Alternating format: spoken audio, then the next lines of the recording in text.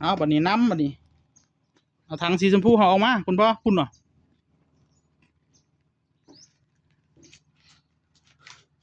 เดี๋ยวพาคุณพ่อทาสีก่อนพี่น้องชมพูอองตองมากระล้น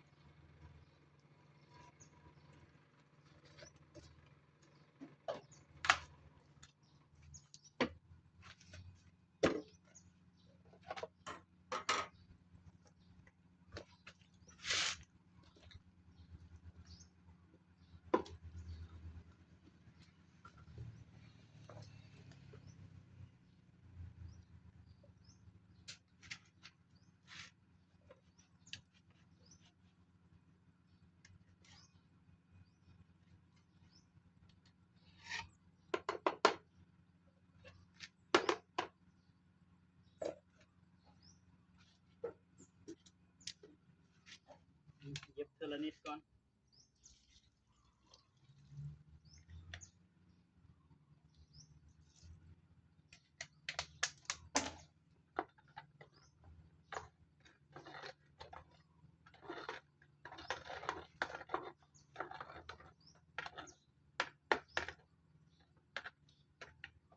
นี่เราท่านสีชมพูตัวนี้นี่ทาทีเดียวเนียนเลยไม่ต้องมีรอบสอง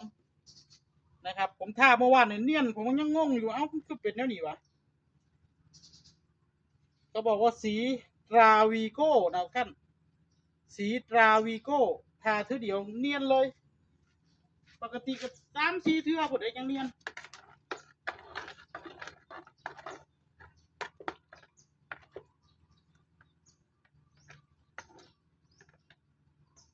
เอาคุณพ่อทา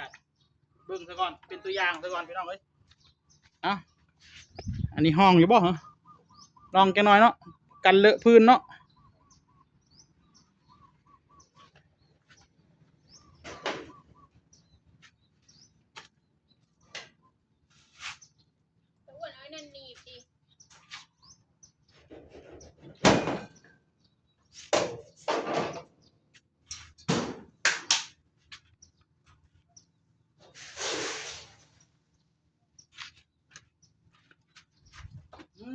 เอาสีครึ่งสีกระดาษนะจะได้แบ่งกันดูคุณพ่อก่อน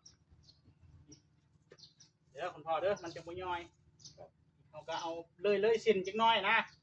สัญญาณนั้นเขาก็จะได้เอาตัวนั้นมาแปะเอาประมาณนี้ละอันเลยเส้นประมาณนี้ละ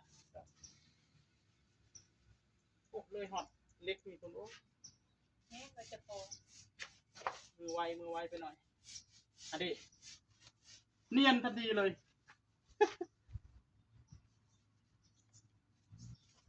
โอ้จะคล้องของน้ำจะตื่นเต้นก็มาตอนแรกอยากท่าเองในโมจินะคนอยากท่าเองอยู่เลยเหลือไว้เพิ่งท่าป่ะโอ้ยจะท่าเฮ็ดตะอ้วนบอกเพื่อนว่าให้เพื่อนท่าเฮือนเดี๋ยวรอทาบ้านนะบอกยุ่งกับเจ้าบอกว่าจะได้บอกว่าถ้ามาพอท่านห้องน้ำกันท่าเฮือนเด้อแม่นบอกเพื่อน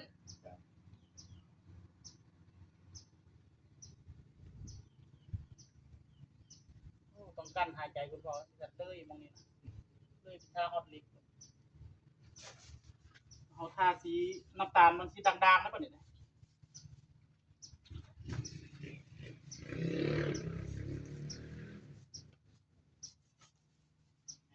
ตัวอย่างซะก่อน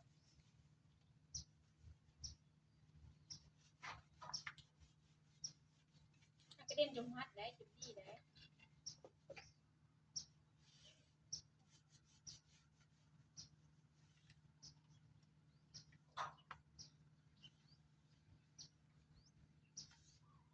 เนียนเลยแต่การแล้วเขายังดีดเตาไหมเขาจีใส่ข้างล่างโอเคแบบนี้แหละคุณพ่อน้ำทัวเลย เรื่อยๆกระดาษ เอาลูกแผ่นเดียวครับแผ่นเดียวเลยนะจะมอบให้คุณพ่อทาทั้งหมดเลย ตั้งใจไล่มันสิเจริญ สวยอีหลีรอบเดียวเนียนเลย ปกติผมทาสีมันต้อง ตั้งใจเก่งไล่มันเจริญนะ มันต้องลายนะท่านสีนี่มันสีไล่พี่น้องมันสีโบเนียนภายในรอบเดียวนะมันสีโบเนียนเป็นไปเพราะไรที่มันสีเนียนนะอันนี้ยอมรับเลยว่าสีนี่สุดยอดเลยก็เลยทาสีมาคือเบาตัวนั่นคุณพ่อตัวนั้นมันแน่นตัวนี้มันโบแน่นไม้ตัวนี้นะเอาไม้ตัวนั้นลดคุณพ่อไม้ตัวนี้มันหลวมมันหน่อยมันเล็กเกินเอาตัวนี้มันเป็นแน่นเปลี่ยนโอ้จับไปบอกมือบายเลยโอ้เท่ของแท้ตัวนี้มือนี่งานทีนี่คือบนเลอะมัดเตอร์บอก บายเลยเอามือบายเอาเลย จุดที่ได้ยินแก่กระเด้งเข้าตาดิ เป็นย่ำกินเข่าเลยไม่ได้คิดเดียวแต่มีแต่สีเต็มมืออยู่ ข้าวเจ้าว่าเป็นยังกินข้าวเจ้าหรือเปล่ากินข้าวซีให้รอด เดี๋ยวผมก็จะทาสีเสานะพี่น้องว่าสีเสานี่มันสีใส่ฝีมือกันหายใจแน่จังหน่อยป่ะเราก็เอาอันนั้น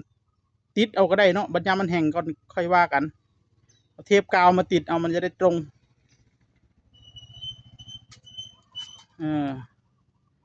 สวยทุกท่านสีเนียนทันทีเลย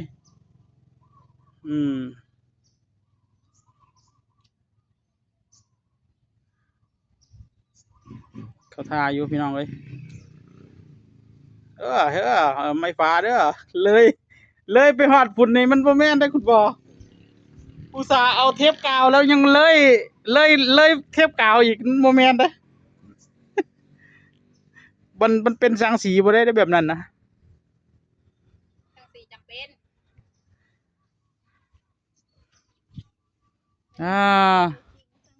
โมจิกาม่านี่คือสิตกใจบริท่าสี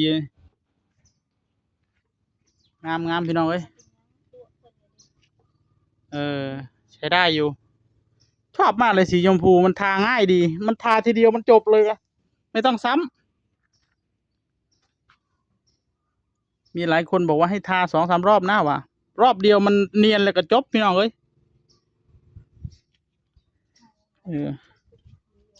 เดี๋ยวค่อยเก็บอีกทีนึงสีเหลือเยอะอยู่นะสีเหลือประมาณครึ่งนึงนะ